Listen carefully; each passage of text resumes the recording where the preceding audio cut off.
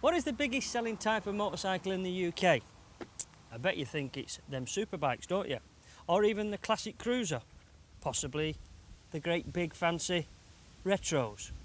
Nah, it's this type, the scooter.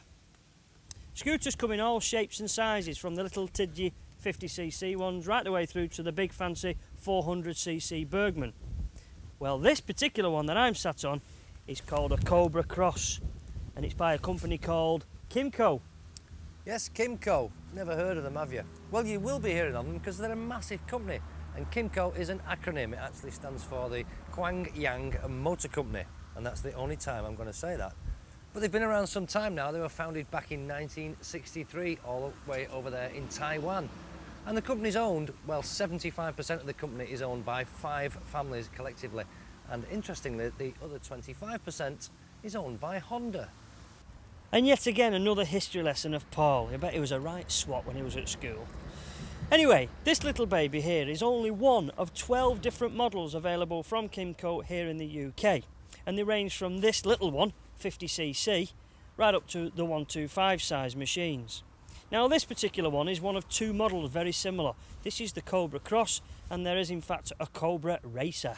Both of them have the same engine. It's 49.5cc with a whopping amount of power, 5.2 horses. Very impressive, eh? Well, if that's not enough for you, and it's not enough for some people, you might want something a bit bigger. So how about this? Another one from the range. This is the Spacer 125. This is a 4-stroke water-cooled engine. You can get this Spacer in a 50cc version, which is physically at the same size. So if your street cred's important to you, then maybe you'd want one of those. This, wait for it, develops a fantastic 11 horsepower. Well, it's not that unimpressive really, because it will still do 70 miles an hour. And I reckon across a busy city through busy town traffic, you would keep up with any superbike. You can only go so fast on certain roads. But it's typical sort of scooter configuration and doesn't look, really, I don't think, doesn't look too unlike Piaggio's Hexagon or even Yamaha's Majesty, all a similar sort of format. Feet first, dead easy to ride. Rev and go again, same as Wayne's Cobra. Nice dashboard on this one. Not unlike a car dashboard actually, and look at this over here, we've got this. You can pay a lot of money, thousands of pounds for big superbikes, and they haven't got a fuel gauge, so good point there, well done Kymco. And I've got to show you this under the seat. Key goes in the side here. Look at that. You can get tons and tons of stuff in there. You can fit a full face helmet in there, just about, but it is a tight fit. But if you had an open face, which you tend to use on this type of machine, no problem. Butties in the back, bit of shop in there, and away you go. Well, he's not the only one with an under-the-seat compartment. I've got one, look. I just pop the key in there, up pops the old seat, and underneath is my helmet in a compartment, although this one hasn't got any form of illumination, because that's the deluxe model over there. But this is the place where you put your petrol, and also you stick your 2-stroke oil in there. I put a glove over my helmet. You may ask why. It's not so I can throw the gauntlet down. No. It's just to cover it up so that the seat here does not scratch the top of my fancy painted helmet. Simple, but worth it. The key. I'll stick the key in the ignition for the moment, but I do want to point out that, again, he's not the only one with a petrol gauge. I've got a rev counter, speedo, petrol gauge, and all the indication on the dashboard that you need for a simple machine like this. And also, just in addition to his bike, I've got one extra point. Look.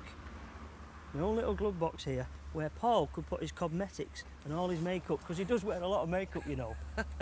you know, I knew this would turn into a slangy match. I knew it would be a bad idea coming out for a day with him. Actually, I don't know why Wayne's not riding this bike, because look how low and close to the ground these mirrors are. Perfect for short people for doing their hair. Great that, isn't it? But these things are dead easy to operate, really simple. That's probably why we brought Wayne with us today. Turn the key on like that, ignition's on, press the start button, nothing happens. It's broke. No, it isn't broke. You need to press a brake. Any of the brakes will do. This case, press the back brake, start button, and that's it. Away you go. It's now in gear, twist it, and you can ride all day long. Fairly slowly at first, I'll admit, but the acceleration is quite steady, and before you know it, you're whizzing along at, well, 30 miles an hour in the case of the 50cc Cobra. The Spacer, on the other hand, can zoom along at an impressive 65 to 70 miles an hour. Although I have to say that from a standing start, it's really no faster than the little 2-stroke Cobra. This model is the Cobra Cross, and it's fitted with some chunky little tyres to give it that off-road look, something which Wayne just couldn't resist. It's definitely 10 out of 10 for effort on Wayne's part, although with limited ground clearance and just 5.2 horsepower, I don't think Montesa, Beta or Gas will have too much to worry about. The 4-stroke Spacer is more of a city slicker. It looks trendy and it has a nice, comfortable, feet-forward riding position.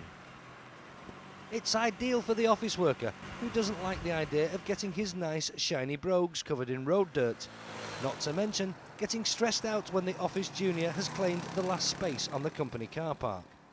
The motor is fairly willing, between 20 and 40 miles an hour, exactly the kind of speeds for commuting into a busy city. You do, however, need to think ahead before attempting to overtake other vehicles. Power delivery isn't exactly instantaneous, but you should remember that these are scooters. They're designed to do a job and they're not some modern superbike. Both of these Kymco machines are well equipped and they're very easy to ride. And for a name which 12 months ago I'd never heard of, I'm very impressed. Well, Paul, you're not the only one who's impressed, you know. I'm very impressed because I'm impressed at the value for money of these things. Because some of the 50cc scooters that you can buy from Italy, Spain, Japan can often cost you a couple of £1,000s for 50cc's. A bike that is very, very much the same as this. The build quality of this, the way it works and everything about it is just as good. Now these come into the country and they start a model that you can buy for £12.95 and this particular one is £15.95. Not bad, eh? Very good. This particular one, actually, this is the 125 4-stroke Spacer. This will cost you £2,500, but as I said before, you can have this in a 50cc version, which is physically exactly the same, just with a smaller motor. And would you believe that's just a touch over 1,700 quid? I'm well impressed with them, but there's got to be something wrong with them, Wayne. There must is. be some things you don't Oh, like. I found something wrong. Not particularly powerful, is it? Well, that's because what it is. It's a 50cc moped. Which is why we put you on that one. Thank you very much. Very thoughtful. And my feet reach the floor as well, which is another point for little dwarfs like myself. But no, I found a fault with this. Go on then. And it's a fault that's actually throughout the range. But let me just show you. As you lift the bike up, the side stand flicks up. Like a Ducati. Very much the same as a Ducati. Something and nothing, you might say, but I'm just thinking of somebody who's a little bit unsure of the machine. Easy to let go of that and the bike fall over. But let's be fair, if that's the only criticism I can make of that, it's pretty good, eh? Not bad.